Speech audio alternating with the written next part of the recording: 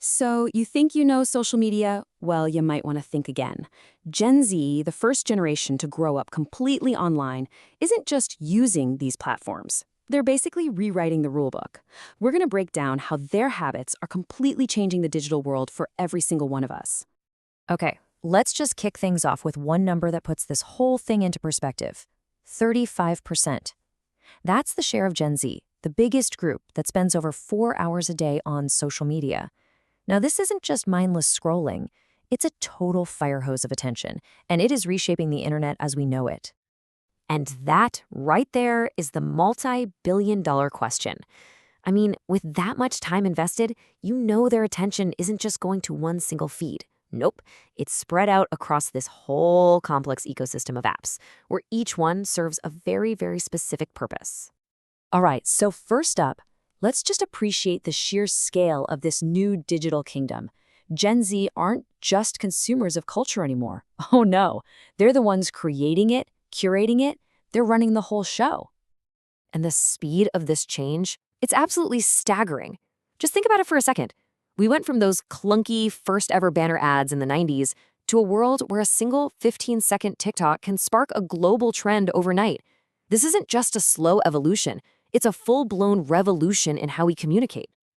To really get what makes Gen Z tick, you have to grasp this one central idea. Not all platforms are the same in their eyes. They use them for totally different reasons, and they pretty much fall into two main camps: the huge public arena and the private inner circle. And here is the perfect example of that divide. You've got TikTok, which is like the global stage. It's a massive discovery engine where you go for entertainment, for trends, maybe even to go viral. But Snapchat, that's the total opposite. It's basically the digital version of a private chat. It's for your inner circle, and it's built on content that disappears, which takes all the pressure off trying to be perfect. And you know what? The data totally backs us up. Look, both platforms have a massive Gen Z audience, a whopping 40% of their users. But check out the difference in how they spend their time.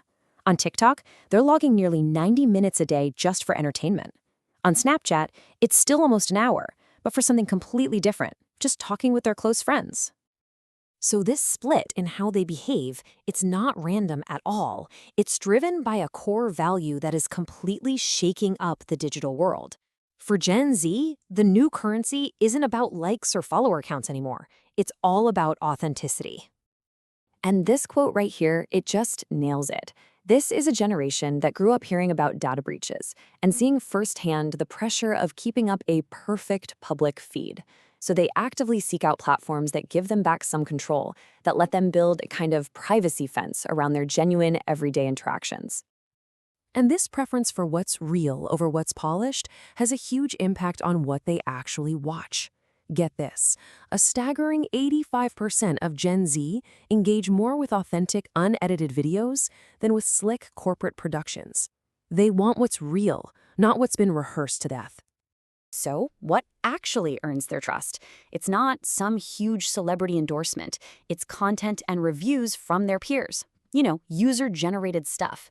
It's not mega stars, but those relatable micro-influencers. And they demand transparency. In fact, 72% are way more likely to trust a creator who's upfront about a sponsorship. They want brands to join the conversation, not just yell ads at them.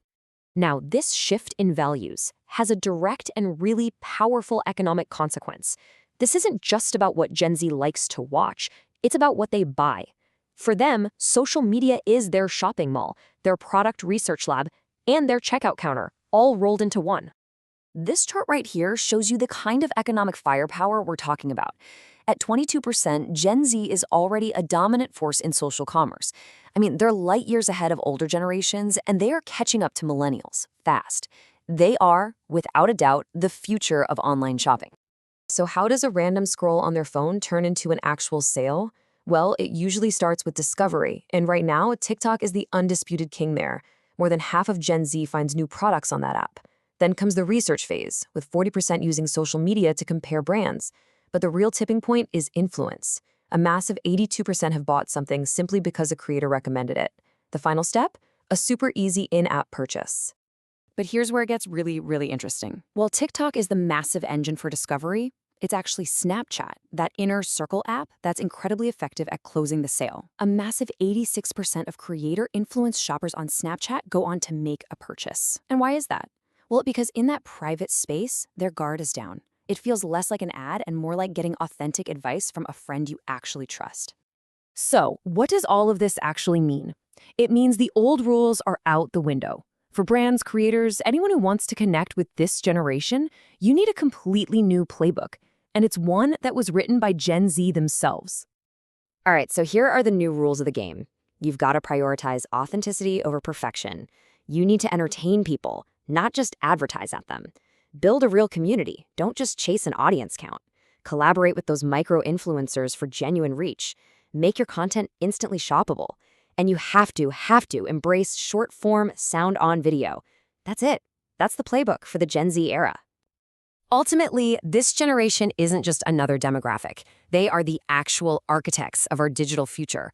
They're setting the terms for how we communicate, how we shop, and how we connect online. The platforms and brands that are going to thrive are the ones that stop talking at them and start listening. So the real question is, who's ready to adapt and play by their rules?